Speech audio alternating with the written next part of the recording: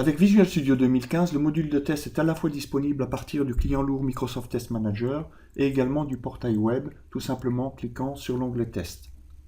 Le module test nous donne accès au plan de test, ainsi que les suites et les PBI qui font l'objet des tests, et également les fameux test cases avec leur état, joué avec succès, joué avec échec ou non encore joué, ici le mode actif.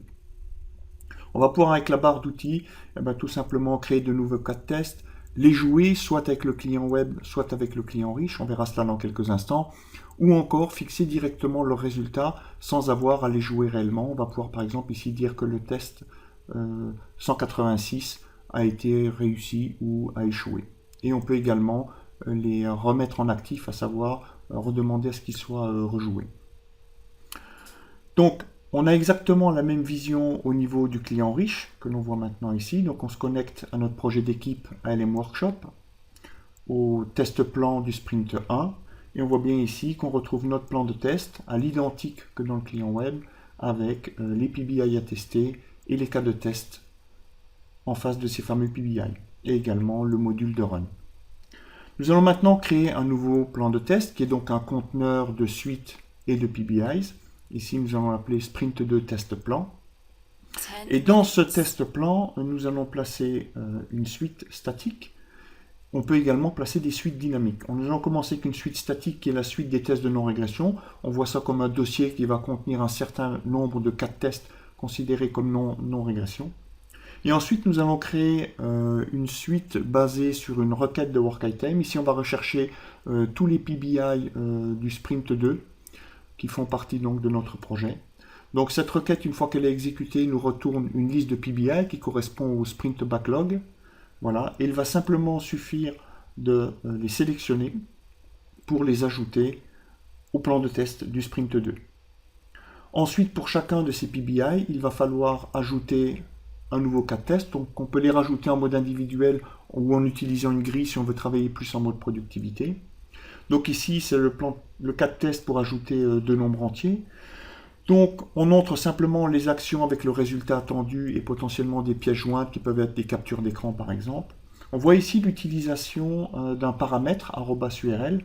Alors cette fonctionnalité est extrêmement intéressante puisqu'elle va permettre au testeur qui va jouer le cas de test de ne pas avoir par exemple à saisir l'URL du calculateur web, mais simplement de l'injecter dans son IHM.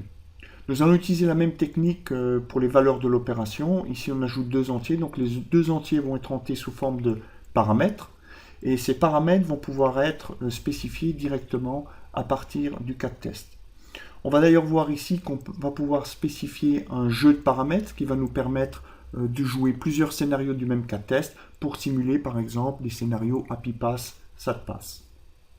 Ensuite, nous allons jouer ce cas de test. Alors, dans cet exemple, nous allons nous appuyer sur le client riche, car il nous permet de faire ce qu'on appelle des action recording, c'est-à-dire qu'on pourra automatiser le jeu du cas de test. Ici, le testeur n'a pas entré les valeurs dans la calculatrice, il utilise simplement l'injection par copier-coller des valeurs qui sont fournies par le cas de test, qui permet d'éviter les erreurs, et donc d'éviter d'entrer des bugs par erreur. Ça a également aussi une fonction de productivité, puisque on va entrer beaucoup plus rapidement les valeurs dans l'IHM. Alors pour montrer la capacité d'automatisation, ayant joué ce test, on va faire un play all, et on voit ici que la calculatrice est démarrée automatiquement et que l'opération est faite en quelques fractions de seconde. Donc ça, c'est un point qui est vraiment extrêmement intéressant pour optimiser la productivité du point de vue du jeu des cas de test. Alors on peut aller encore un petit peu plus loin si on utilise toujours le client riche. Donc on va rejouer le même cas de test. Donc ici, on va démarrer le test et on va s'appuyer sur l'automatisation. Donc je ne vais pas démarrer la calculatrice, je vais faire play. Donc il me démarre mon navigateur web et va se positionner sur la bonne adresse web pour afficher le calculateur. Donc là, on voit que le calculateur s'est affiché. Et là, nous allons essayer d'entrer la valeur 1 et en fait, on est en échec. Donc, le premier point de productivité, on va pouvoir directement, interactivement, faire une capture d'écran qui est stockée dans le cas de test et entrer un commentaire qui va permettre de donner un feedback au développeur. Et dans la foulée, on va créer un bug, toujours à partir de la même interface de test runner, dans lequel on va bien évidemment entrer un titre explicite. Et ensuite, on va remarquer qu'on a beaucoup d'artefacts qui ont été fournis aux développeurs. Ici, on a les différents cas de test avec leurs résultats. On va voir aussi la machine sur laquelle a été joué le cas de test. Et on retrouve également le screenshot que le développeur va pouvoir consulter pour voir ce qui s'est passé exactement lors du jeu du test. Donc tout un ensemble d'informations qui vont permettre en fait d'éviter le syndrome de non-reproductibilité des tests qui font perdre beaucoup de temps aux développeurs.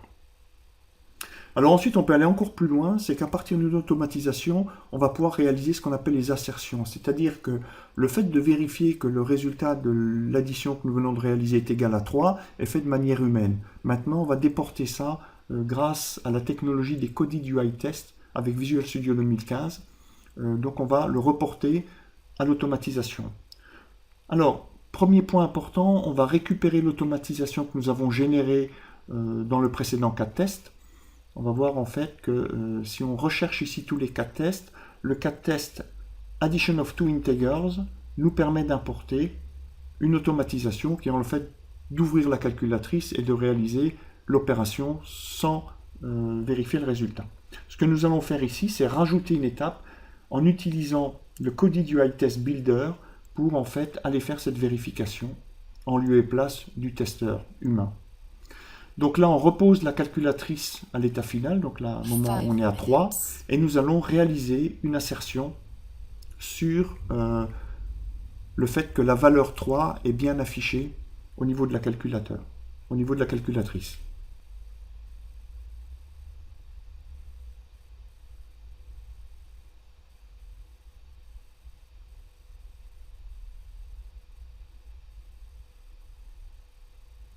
Alors, une fois que l'assertion est faite en plaçant la mire sur la partie 3, nous générons le code attenant. Et ensuite, ce que l'on va faire, on va en profiter pour générer l'action de fermeture de la calculatrice.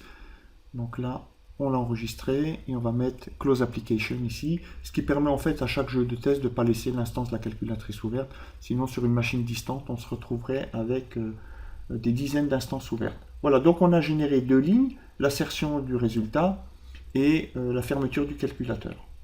Donc là, on obtient notre nouveau UI coded test que l'on va jouer. Et là, on va voir qu'il va démarrer la calculatrice, effectuer les opérations et vérifier en fait que on a bien 3 comme résultat. Voilà, c'est extrêmement rapide et le test est passé. Alors, on a également la possibilité avec les coded UI tests de modifier a posteriori les propriétés. Ici, par exemple, si on modifie les formules de calcul et qu'on suppose qu'on s'attend à un résultat de 4, pour quelque raison que ce soit, on va voir tout de suite que c'est pris en compte et le test va échouer. Donc on pourrait croire aussi que c'est une erreur dans la fonction de calcul. Donc là, il effectue l'opération, il trouve 3, il s'attend à trouver 4, il est en fail. Et on va voir que là, en plus, on a une fonctionnalité très intéressante, c'est qu'en cas d'échec, un snapshot est pris, et ce qui permet également aux développeurs de voir l'étape qui n'a pas fonctionné. Enfin, nous avons au cœur de ce qu'on appelle l'agile testing, les modules de test exploratoire qui permettent en fait d'explorer un logiciel tout en le testant afin de trouver des bugs plus rapidement. Donc ce module va nous permettre d'explorer la fonctionnalité tout en enregistrant au fur et à mesure les actions que nous faisons. On va le voir dans quelques instants.